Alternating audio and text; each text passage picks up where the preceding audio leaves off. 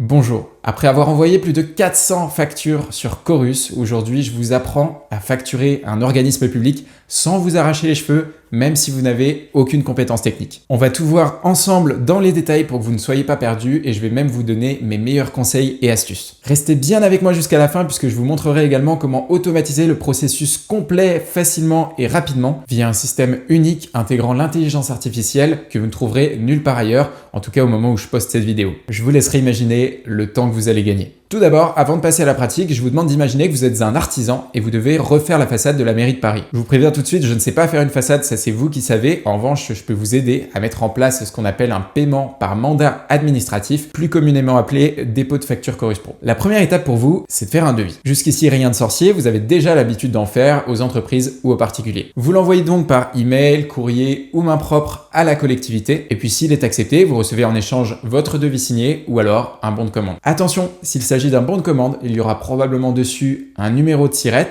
un numéro d'engagement ou numéro de bon de commande et un code service. S'il n'y a pas une de ces infos, c'est pas grave, le seul qui est essentiel, c'est le SIRET, mais notez bien ces infos, on va en avoir besoin plus tard. L'étape suivante, c'est de créer votre facture. Pour ça, vous avez deux possibilités. Soit vous la saisissez directement sur Chorus Pro et du coup, c'est Chorus qui crée votre facture et l'envoie à la mairie. Soit la deuxième méthode que je vous recommande parce que c'est plus pratique pour la compta, vous créez la facture sur votre logiciel de facturation et puis ensuite vous la déposez sur Chorus Pro accompagné du numéro d'engagement, code service, etc. Suite à cela, la collectivité reçoit votre facture et si vous avez de la chance, vous recevez le paiement rapidement. J'ai mis une étape service après, ça dépend en fait de votre entreprise et de la collectivité. Parfois, le paiement se fait après service rendu et parfois le paiement se fait avant, même si j'avoue que la plupart du temps c'est quand même après. C'est bon, merci beaucoup d'être resté pour la théorie, je pense que c'est très important que ce soit bien clair pour tout le monde et on passe à la pratique. Bon, juste avant, pour ce qui est de faire le devis, recevoir le bon de commande, faire la facture, etc., je vais pas le détailler ici parce que vous savez déjà probablement le faire et en plus ça dépend de votre logiciel de facturation. Par contre, nous, ce qu'on va voir, c'est comment déposer cette facture sur Chorus. Je vous donne simplement une petite astuce pour le SIRET, l'adresse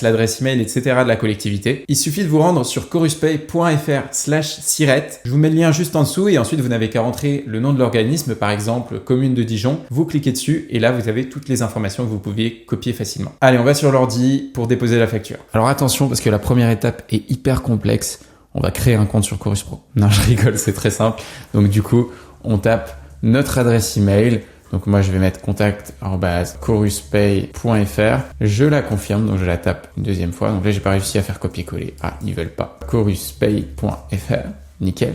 Ensuite, je vais tout simplement entrer donc mon prénom. Donc jusqu'ici, je devrais y arriver. Je peux mettre mon téléphone, c'est pas obligatoire. Email de contact, il me propose celle-là, ça me convient. Et là, je vais accepter les conditions. Il y a un petit captcha, ça veut dire qu'en fait, il faut recopier le texte. Si vous n'y arrivez pas, vous pouvez aussi écouter le texte. Donc, ouais, c'est exceptionnel. Donc du coup, 6N3KYUL et 5. C'est pas correct, je me suis planté. 33XB. J'espère que c'est bon. C'est tout bon a priori. Et je vais créer mon compte. La dernière étape, c'est donc la validation. Donc je vais me rendre sur mon adresse mail. Et effectivement, je vois que j'ai reçu un mail de la part de Chorus. Alors, je copie-colle. Alors, il me conseille de le copier-coller. Donc, je le copie et je le colle dans ma barre tout en haut. Et là, je suis invité donc à créer mon mot de passe. Ce que je vais faire tout de suite. Hop, j'utilise le mot de passe recommandé et je fais soumettre. Donc là, mon compte a été créé. Il faut juste que je remette donc mon adresse mail, contact@choruspay.fr. Donc, je vais retourner là où j'étais. D'ailleurs, pour trouver ce lien-là, vous pourrez l'avoir aussi dans le petit article que je vous ai mis en description justement. Et je vais pouvoir me connecter donc avec mon identifiant et mon mot de passe. Donc là, je fais se connecter tout simplement. Voilà, donc là, j'ai reçu un code de validation. Donc voilà, j'ai reçu un nouveau mail et j'ai un petit code de validation, donc 200-729. Là, je vais faire un copier-coller, ce sera plus simple. Hop, copier-coller, je valide. Et là, normalement, j'arrive, voilà, dans mon interface Chorus Pro, c'est la page d'accueil. Donc là, voilà, j'ai confirmé ma création de compte, etc. J'ai accédé pour la première fois à mon compte et là, on me propose de créer une nouvelle structure ou de rattacher mon compte à une autre structure. Donc là, je vais créer une nouvelle structure. Et du coup, pour ma structure, je vais avoir besoin de mon SIRET. Alors, si vous ne connaissez pas votre SIRET, je vais vous montrer tout simplement comment on fait. Si je prends par exemple Apple France et que je mets Papers, et ben ici, je vais avoir tout simplement la société Apple France. Et ici, je peux avoir le SIRET qui est tout simplement ici. Et en fait, vous allez avoir la possibilité de faire la même chose avec n'importe quelle société. Et donc, si vous mettez le nom de votre société et que derrière vous écrivez Papers, en fait, vous allez avoir la possibilité d'aller copier en fait toutes ces informations-là. Donc là, je copie le SIRET, je le colle dans le champ prévu à cet effet. Ça va retrouver en fait mon entreprise. Si j'essaie de sélectionner, ok, c'est bon. Ma structure a été retrouvée, on va dire. Et donc là, je vais pouvoir tout simplement ajouter des informations si j'ai besoin. Moi, je considère qu'il n'y en a pas besoin, donc je vais aller soumettre tout en bas et ça ira très bien. Voilà, donc là, point d'attention, veuillez activer l'accès aux services liés à votre structure sur le portail. Veuillez vous déconnecter puis vous reconnecter. Donc là, je vais faire exactement ce qu'il me dit. Je me déconnecte, j'attends, je reclique sur se connecter et je clique sur se connecter. Voilà, donc là, à nouveau, je reçois mon code de validation. Donc, je vais aller voir. Effectivement, j'ai reçu un code, 726 521, nickel. Je colle mon code ici, je valide. Et je suis dans le portail Chorus Pro. Donc, ça, c'est fantastique. Alors, maintenant que je suis là, on a donc créé notre structure, créé notre compte Chorus Pro. On va aller créer une coordonnée bancaire. Donc, pour ça, je vais aller dans Organisation. Et si je descends un petit peu dans Structure, j'ai pas besoin de descendre en fait. Et j'ai un bouton créer une coordonnée bancaire. Donc je vais cliquer sur accéder. Là en fait, je vais aller venir enregistrer mon RIB dans Chorus pour que les gens en fait soient au courant de comment m'envoyer un paiement, tout simplement.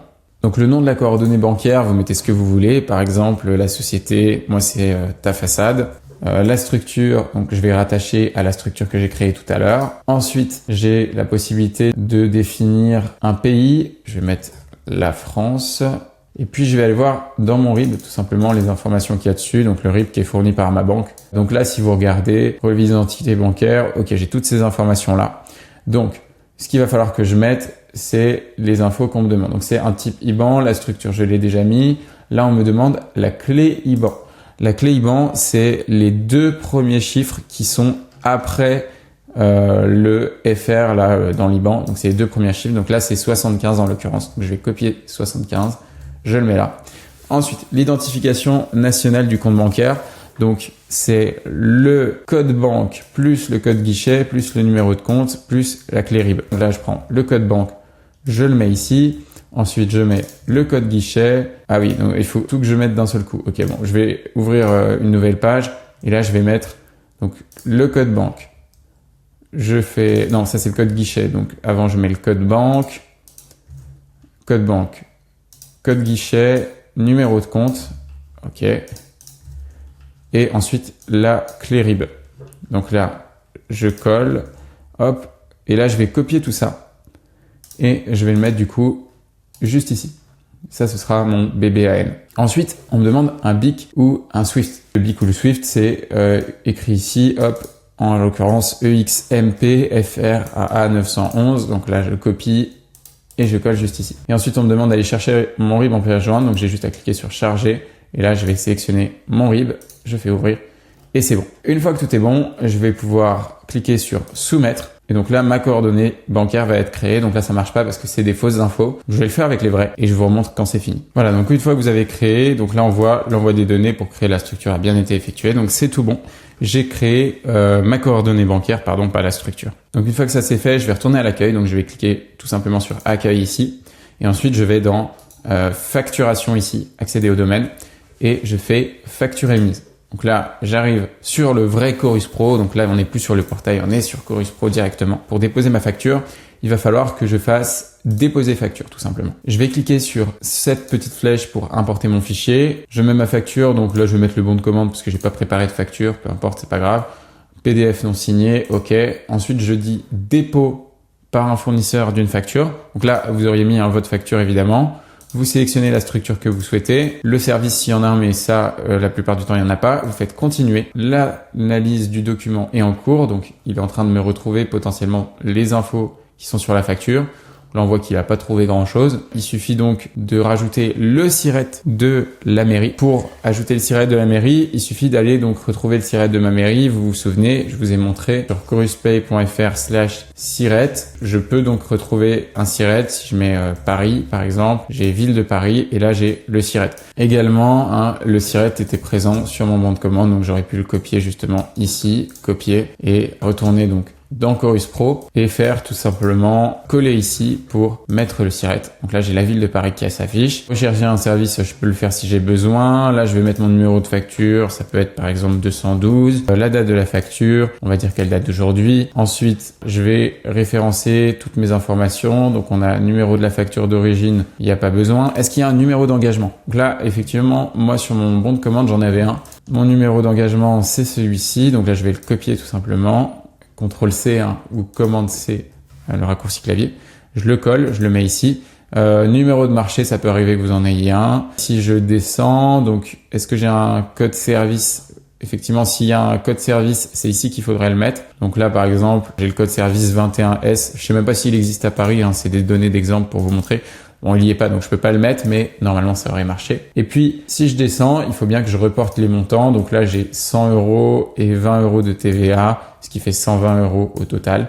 Donc c'est tout bon. Il y a un truc que j'ai pas fait, c'est ajouter ma référence bancaire ta façade. Vous vous souvenez tout à l'heure, j'ai créé mon RIB, etc. Donc mettre ma référence bancaire, ça peut être bien de la mettre avec la facture. Donc c'est pour ça que je la sélectionne. Et si je descends un petit peu, je peux également ajouter une pièce jointe. Je l'ai déjà mis, mais si j'ai envie de mettre mon bon de commande, je peux ajouter, je dis que c'est un bon de commande, tout simplement. Je clique sur le type de pièce jointe, c'est un bon de commande. Je fais ajouter. Et là, je peux faire retour. Et du coup, j'ai à la fois donc ma facture au PDF et mon bon de commande.